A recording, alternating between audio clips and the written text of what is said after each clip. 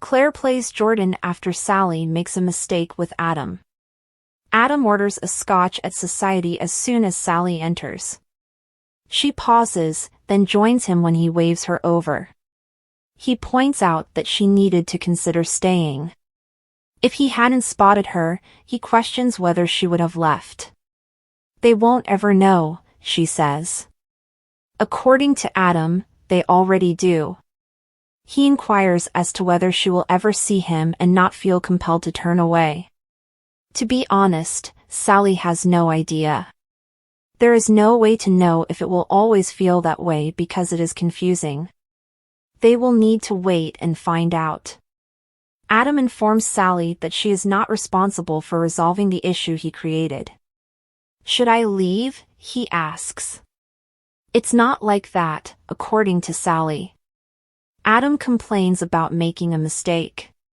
Sally claims that what transpired between him and Chelsea wasn't an entirely careless or intoxicated mishap.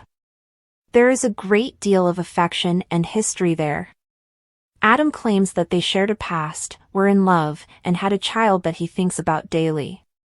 They are done, but Sally assures him that Ava will always remain in their hearts. He'll give his relationship with Chelsea another go. Adam claims that despite their repeated attempts, it never worked. He claims he wanted things to work with Sally and laments her pushing him in Chelsea's direction. If he's asking if she wishes things were different, she wonders. For Connor's sake, Sally advises Adam and Chelsea to be together. What is the reason behind your conflict over the one thing that can bring you all joy? Adam claims to have come to terms with the fact that he and Sally are no longer together. She deserves all she wants, so nobody should stop her. Sally claims that she is making progress.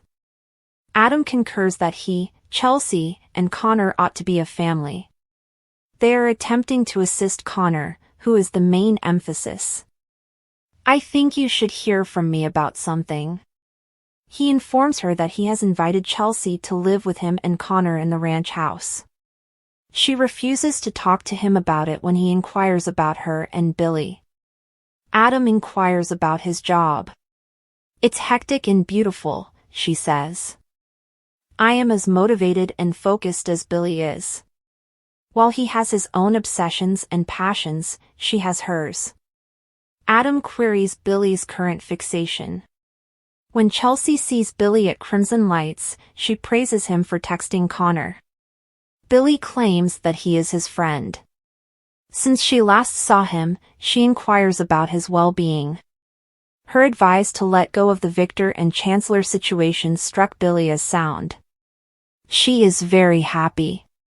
Billy explains that although he can't follow it, it's probably the appropriate thing to do. Even though he knows he's lost, he can't leave Catherine's company or the joy of seeing Victor's face. Billy won't give up until he succeeds.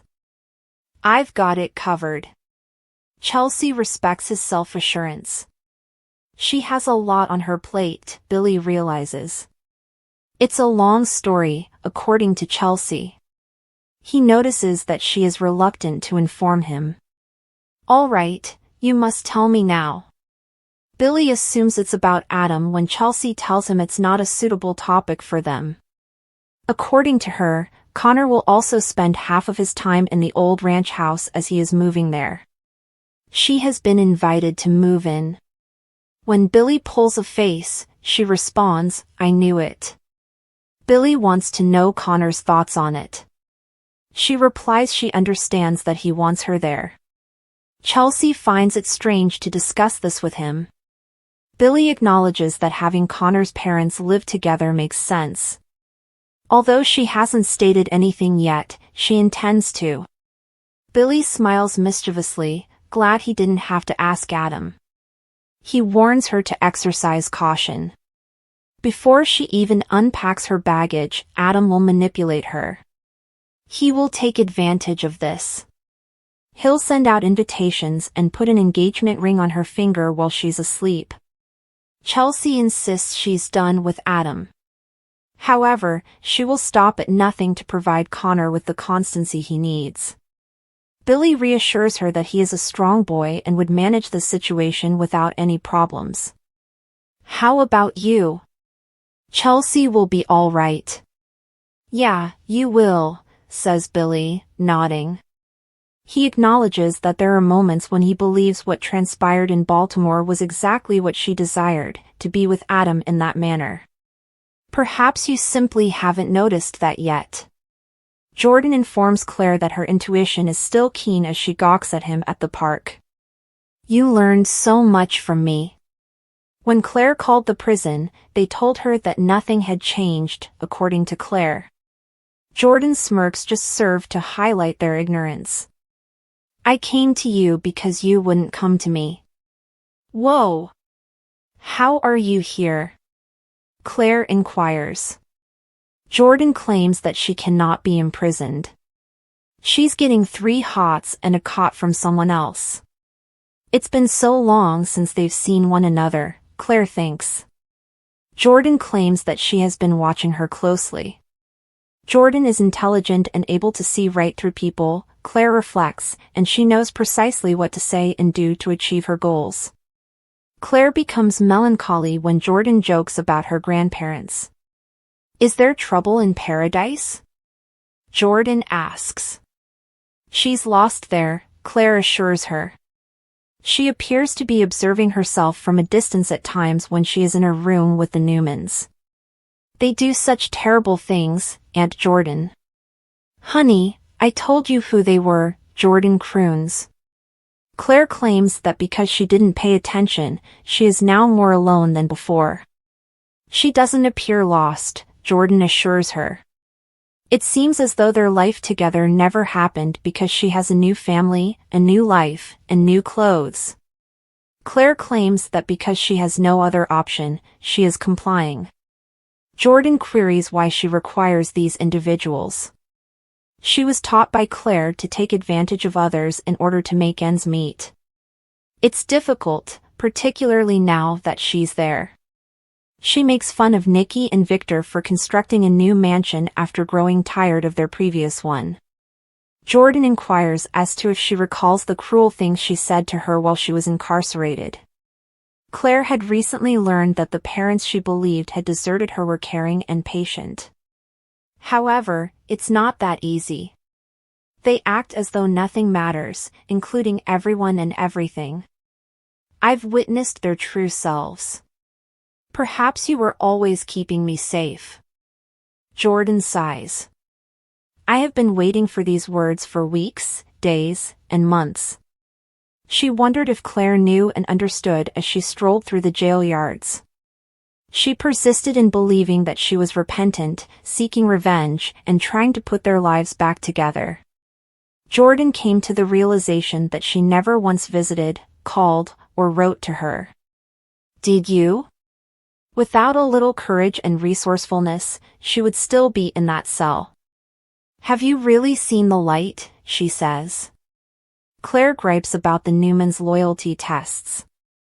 They will burn you to the ground if you are not in the inner circle. Will you run off and put out an APB on her? Jordan asks. Claire refuses to let them pursue her. What Victor would do is unknown. He is a horrible jerk. Claire tells Jordan, you are the only person I should have ever trusted. You can also trust me. Claire Jordan YNR. Claire tells Jordan that she is not attempting to trap her and asks why she would go there by herself. Jordan speculates that before raising the alarm, she might have wanted to confirm that it was her. Or, I realized I'd been waiting for this when I saw you, Claire continues. When Jordan says she came back for her, she wants to know what she means. According to Jordan, she might have returned for a second chance and her child. Claire believes that she might have come to exact revenge on her for leaving her. Which one is it? According to Jordan, everything is up to her. Adam assumes that Billy's passion is chancellor at society and asks Sally if he intends to pursue Victor or perhaps him and Newman Media. Adam thinks about Billy more than he does about him, Sally informs him. Adam believes her partner is going for the jugular since she makes it clear that he is unhappy. When Adam acts like this, Sally tells him she doesn't want to be in the same room as him. After causing so much harm, he becomes irritated by the consequences. Adam wants to hear more about this repercussions from her. Chelsea asks Billy at Crimson Lights how he's been so accepting and compassionate in the wake of what occurred. Billy has no desire to become a saint. Although there is no turning back, he assures her that he would not reclaim any of their time together. Chelsea will never be able to forgive herself. As he reassures her that everything will be all right, she wipes away a tear.